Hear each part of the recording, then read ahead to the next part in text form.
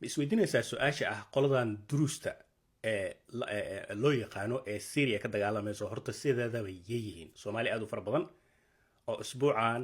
maqashay dagaalka ka socda syria iyo dhegaheenii oo ku badbatay qolada duruustii la weeraray iyagaa wax weeraray iyagaa wax qarribay yeeyihiin sidoodaba waa ku falqayn doonaa barnaamijkan hadduu ilaaha idmo iyo sidoo kale wuxuu kusoo kordhay dagaalka syria meesha la kala maraayo horta aan ku bilowno qoladan duruusta waxay ahaan jireen shiico 1000 sano ka hor ayay sheegaan ayaga in ay isaga baxeen shiicanimadii inay ka baxeen oo laakiin ay noqdeen diin ayaga ethnocentric waxay dhahaan ayaga u gooni ah maxay tahay marka diintan soomaali badan aa ku wareertay maxay aaminsan yihiin ma salaaday dugtaan ma soomaan xajka ma aadaan intaasoo dhan ma sameeyaan durusta intaas ma sameeyaan marka ayaga markaa weydiisid oo maxaa aaminsan tihiin aa dhahdid ilaahay amarkiis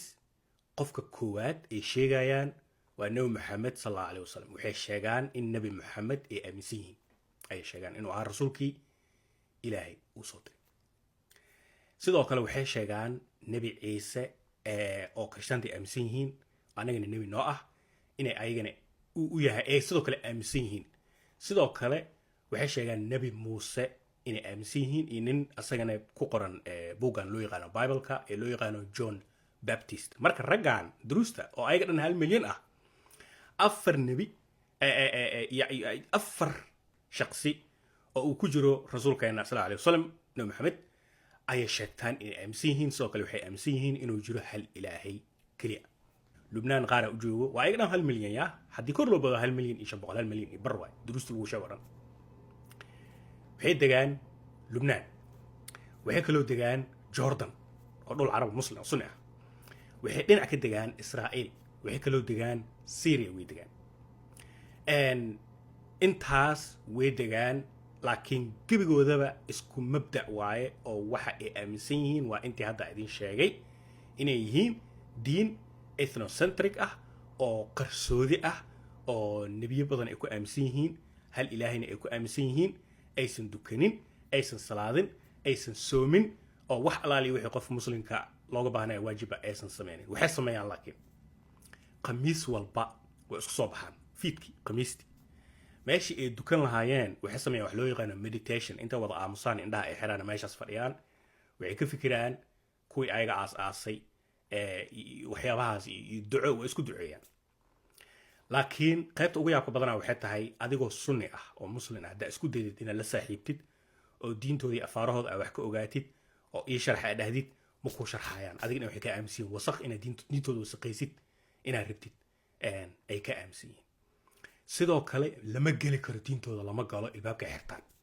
oo qof intuu soo baxo iska soo saada xariif ordaayo hadduu dhaho war diintiina rabaa inaan galo ma ogolo ilbaabkooda wuu xiran yahay diintooda lama galo lagamana baxo marka qolada warkaadaa idiin soo koobo waa qolo lagu wareeray meel walbaa tegtid weydii definitionkooda waa saas gaalna ma aha muslimna ma aha intana ma jiraan ee soomaalida dhahdaa duruusta marka waa taasaa duruusta yaa ishaayaan duruusta waxay ishaayaan badaawiyiin qole ee dhahaan badaawiyiinta haddaa taariikhda carabta soo baratay si fiicana u taqaanaa ereyga badaawi carabiga